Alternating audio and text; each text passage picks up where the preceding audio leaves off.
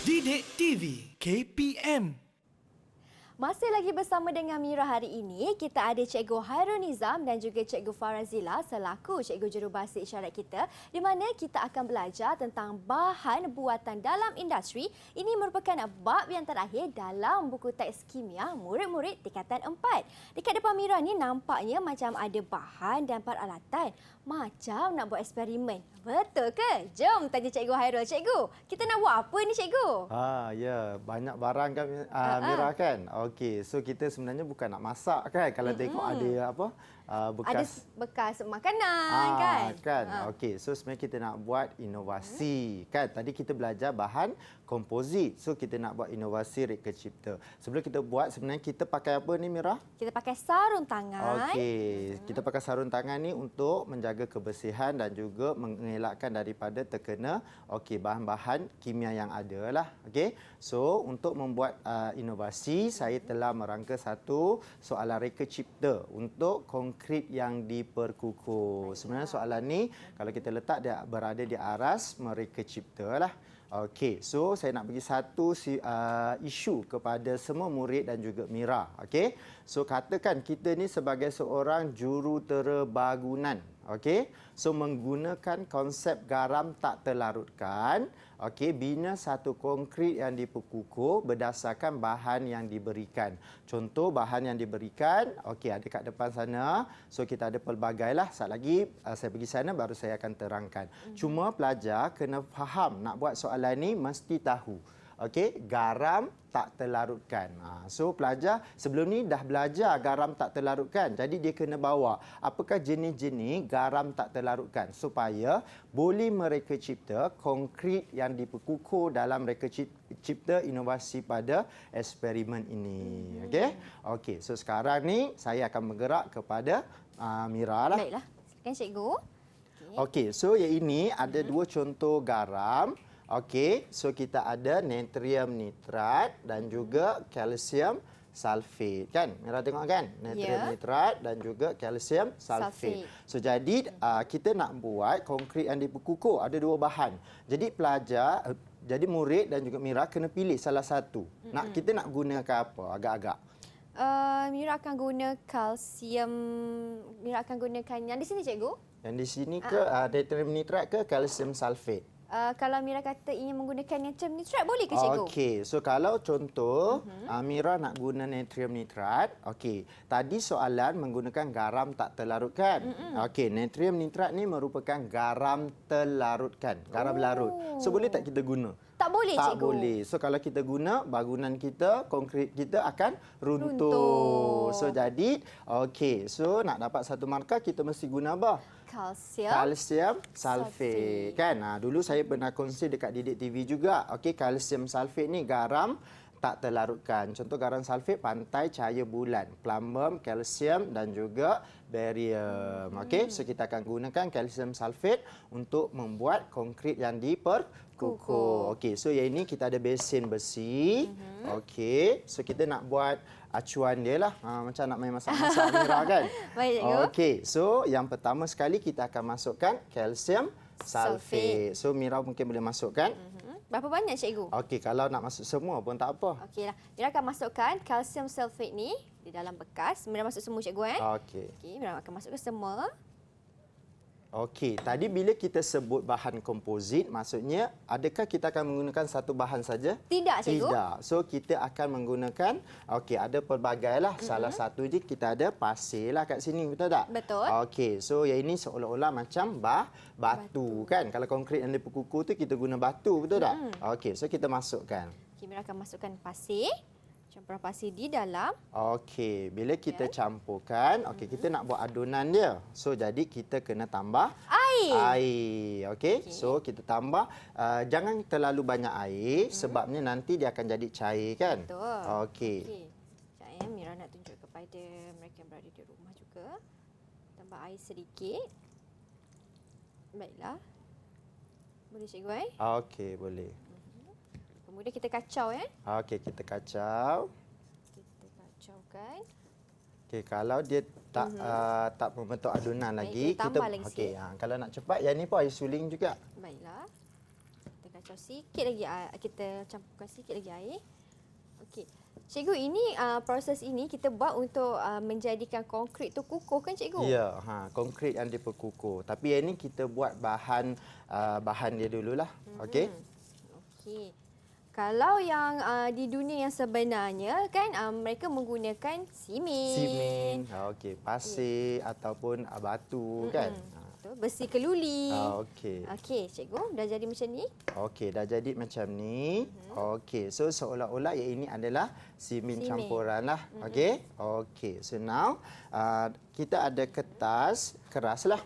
Kertas keras ni sepatutnya kita kena buat seolah macam konkrit. Macam kalau kita tengok dekat projek pembinaan, dia akan letak kayu, betul tak? Betul. Okey, tapi kita buat menggunakan kertas A4 yang keras lah. Tapi disebabkan kita nak menjimatkan masa, so saya dah buatkan untuk Mira dan juga murid-murid.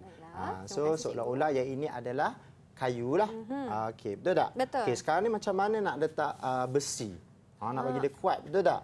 Betul. Okey, so kita ada dawai. Okey, so dawai ini kita buatlah bentuk macam 4 segi, panjang macam ni, betul tak? So jadi buat bagi elok, okey, supaya dia diperkukuhlah. Okey, contoh kalau kita letak dawai itu sebatang saja tanpa ikat sebegini, kukuh tak? Tak kukuh, Tak cikgu. kukuh. So kalau yang ni contoh saya tarik, dia kukuh, betul tak? Betul. Okey, so yang inilah kita nak buat konkrit yang diperkukuh. So kita akan letak di atas ni. Okey. So dalam ni kita akan masukkan konkrit yang di perkukuh tu, dia punya dawai besi lah sebagai simulasi kepada besi. Okey, lepas tu kita akan masukkan. Kita akan campurkan. Campurkan. Okey.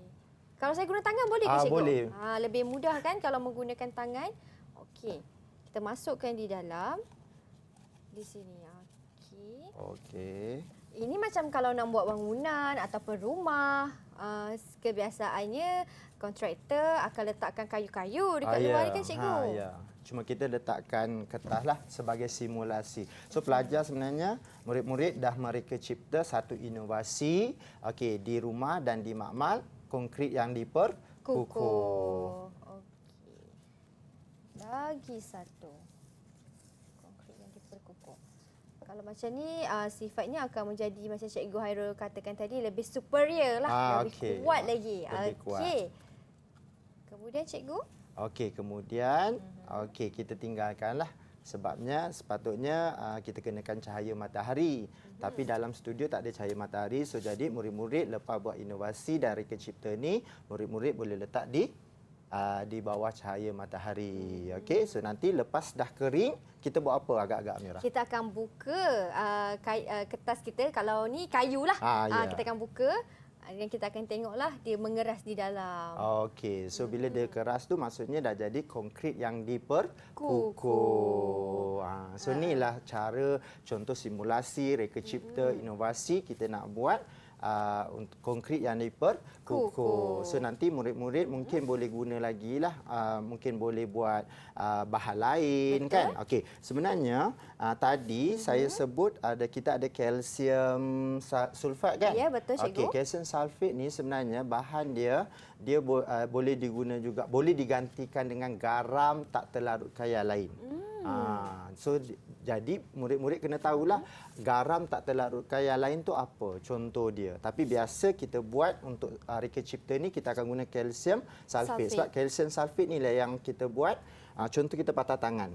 Bila patah tangan, okey kan kita kena simen kan? Antara bahan dia adalah kalsium sulfat. Ataupun kita panggil plaster Paris. Baiklah.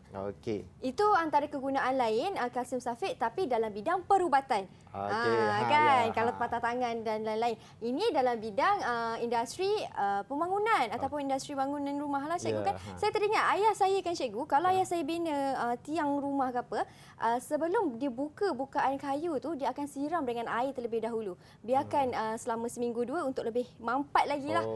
Keras lagi kan, kukuh lagi tiang tu. Okey. Baiklah cikgu, ada sedikit lagi penambahan dari Cikgu Hairul? Okey, tak ada. Cuma nanti mungkin murid-murid dan guru-guru juga boleh buat inovasi yang lain lah. Cuma yang ini saya bagi contoh dan idea untuk reka cipta bahan komposit bagi konkrit yang diperkukuh. Okey. Baiklah cikgu, memandangkan cikgu pun dah jelaskan dengan orang kata terperinci tajuk kita untuk hari ini. Kita pun sudah sampai di penghujung kelas kita. Sedikit rumusan daripada Cikgu Hairul. Okey, sedikit rumusan daripada saya. Sebenarnya tajuk ni sangat penting sebab dia dekat dengan kita lah, aplikasi kehidupan seharian kita. So, sepanjang kita melaksanakan pembelajaran pada hari ini, saya telah melakukan pembelajaran di bilik darjah lah, PBD. Okey, so jadi murid-murid saya harap boleh mengikuti pembelajaran pada hari ini, dan sekiranya murid-murid ingin membuat latihan berkaitan dengan pembelajaran hari ini, boleh merujuk buku teks dan dapatkan latihan dan juga nota serta pelbagai video di laman web KPM iaitu Sumberku. Wah, okey. Jadi murid-murid di rumah bolehlah terus pergi ke laman web Sumberku. Dan cikgu, bagaimana pentaksiran keseluruhan Mira untuk hari ini selaku anak murid cikgu? Okay, untuk pentaksiran pada hari ini saya boleh bagi Mira 5 bintang. Wah, 5 bintang. Tapi kalau kita tengok kat sini dah nak hampir cecah 10 bintang dah cikgu. Okay, Maksudnya cemerlang cikgu Ya, sangat cemerlang. Baiklah, alhamdulillah, terima kasih Cikgu Hairul. Diharapkan ilmu yang Cikgu Hairul curahkan kepada murid-murid memberi manfaat terutama sekali untuk kawan-kawan faham dalam bab kita yang kita belajar hari ini iaitu bahan buatan dalam industri. Terima kasih Cikgu. Tak lupa juga Mira ingin ucapkan terima kasih kepada Cikgu Jurubahasa Isyarat kita iaitu Cikgu Farazila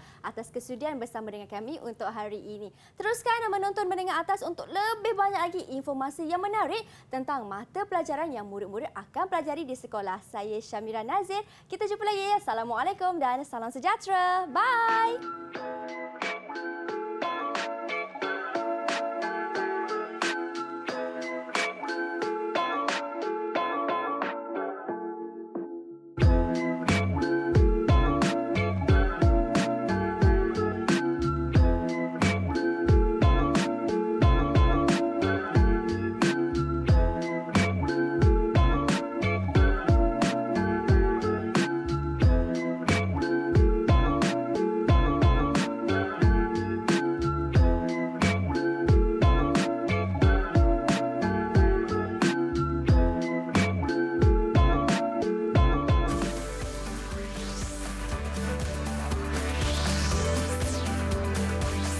Didik TV KPM